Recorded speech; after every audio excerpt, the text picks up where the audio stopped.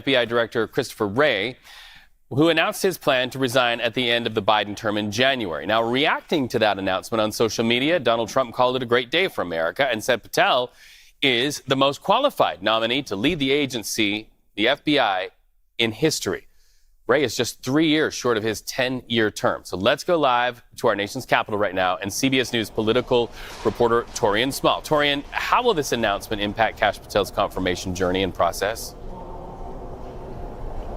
Well, Wray did this at a time where his replacement happened to be on the Hill interviewing for his job. Wray said during a town hall with the FBI that he was looking to keep the focus on the mission of the Bureau. He didn't explicitly say this, but it looks like he was looking to avoid a very public spat with the incoming president. This is really reminiscent to 2017.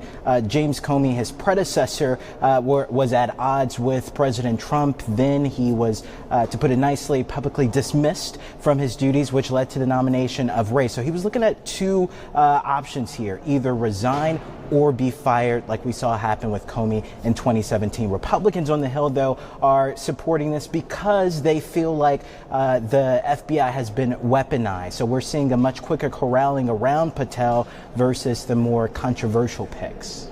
All right, I want to talk about Pete Hegseth. Once again, we find ourselves seeing him in the headlines, but today's interesting. He's reliably been meeting with Republican senators, but today he changed that. He met with Democratic Senator John Fetterman. What can you tell us about that meeting? Is that a strategy shift?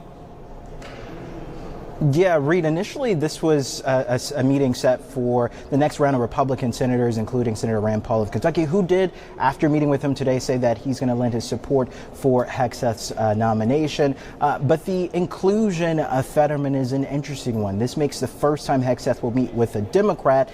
And on top of that, Fetterman is a pretty interesting person when it comes to his public comments on Trump's cabinet picks. He's been trolling them, mocking their credentials for a while now. But when it comes to this specific meeting, he says he's open to dialogue. We're also seeing a softening among Democrats, not necessarily for Hegseth, but for some of Trump's other announced nominees.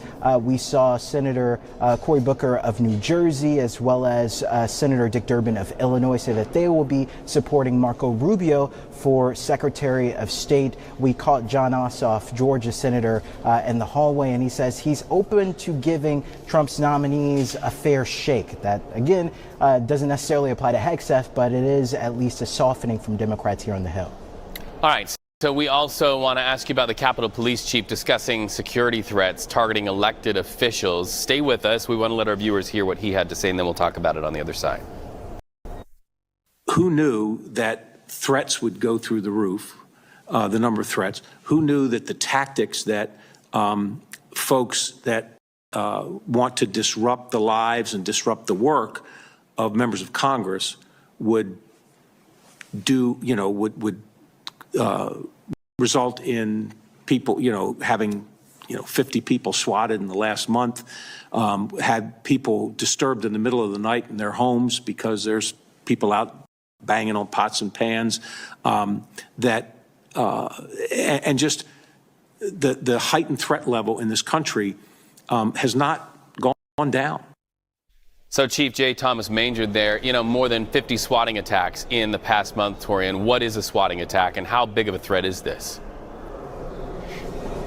Well, Reed, swatting is the illegal, but most importantly, dangerous scheme of making false emergency calls in the hopes of dispatching SWAT teams to target homes and, in this case, politicians.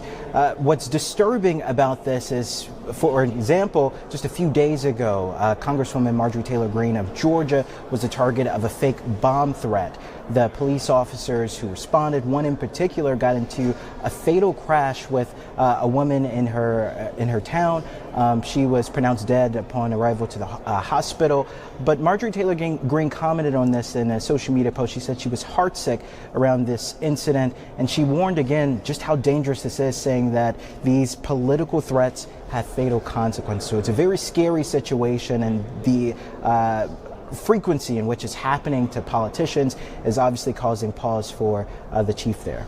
Right, unless anybody think that these swatting calls are coming from within our own borders, there is some reporting today that at least where Marjorie Taylor Greene's call and that bomb threat is concerned, it was traced back to a Russian IP address. So this could be a very wide problem.